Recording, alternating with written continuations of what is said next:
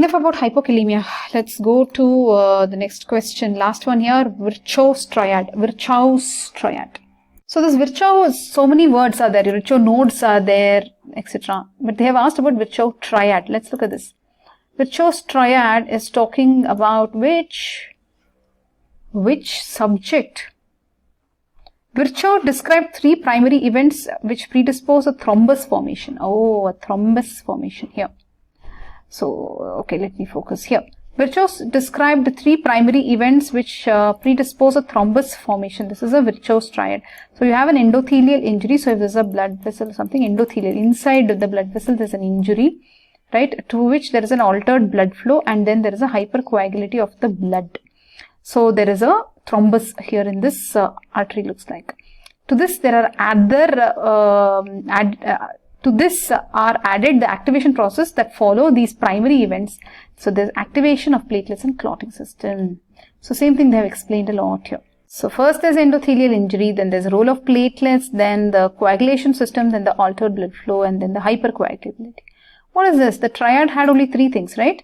The endothelial injury, altered blood flow, and hypercoagulability. I thought only these 3 were there. So here you go, endothelium, red blood cells, in subendothelial collagen. So they are showing leukocytes here, fibrins, trans, etc. Here they are showing you a normal axial flow, and here they are showing marginization and pavementing. This is the alteration in blood flow, okay? And there's this hypercoagulable state which happens because of all these factors, and obviously heart diseases and prolonged bed rest can cause a thrombosis, cigarette smoking, obesity, right? Late pregnancy also, certain drugs like oral contraceptive pills, etc.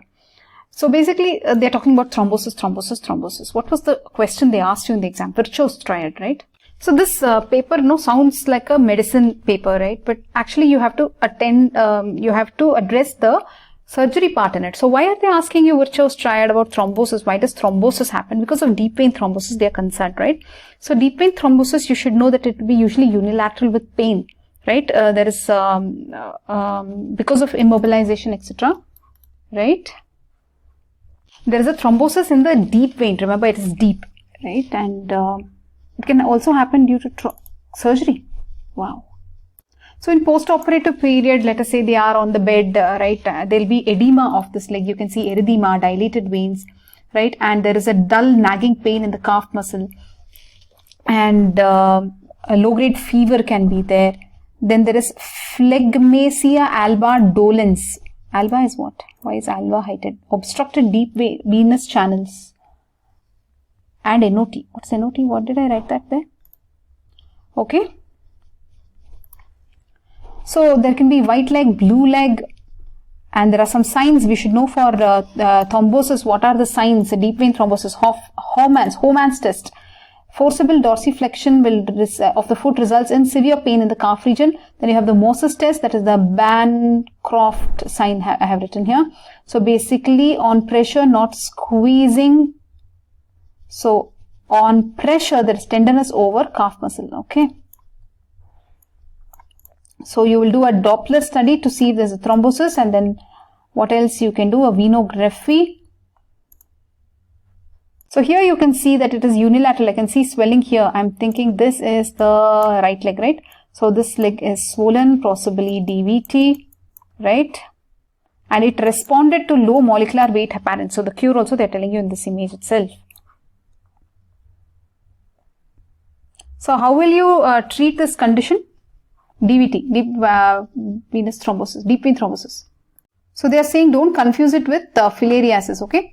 So there should be elevation of limbs, right? So the edema will reduce, but this thrombus should not shift and cause any other embolism, right? Am I saying it right? So there should be heparin that you should give, they are saying,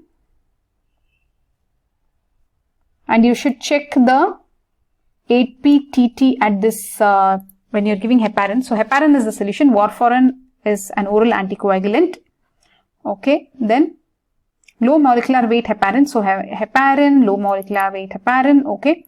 And then some filters they're talking about. Surgery, why will you do surgery? No, we don't do surgery. but there are some surgery names. What are the complications? Permanent edema of the limb can be there. The limb has an inverted beer bottle appearance. So that is what we are seeing. How will a beer bottle be?